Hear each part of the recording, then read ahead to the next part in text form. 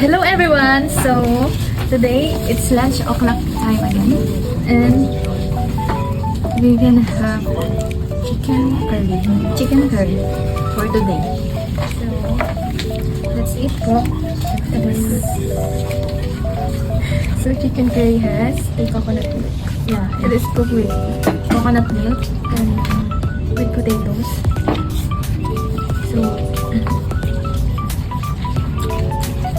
it tastes sweet because of the coconut milk, and they also put black pepper. Yeah, and also carrots. Usually, they cook this during breakfast or lunch.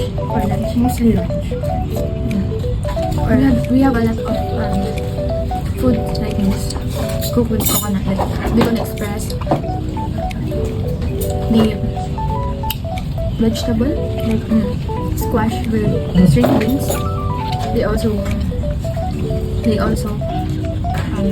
make it using coconut. Sometimes the coconut milk and then coconut milk in a pack. Yeah.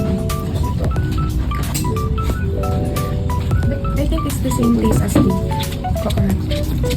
The real coconut and the coconut milk is like this. Okay. But if you want to make it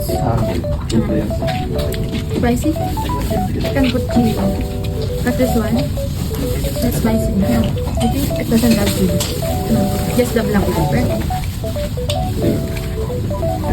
I don't see any pork yet. Mostly chicken.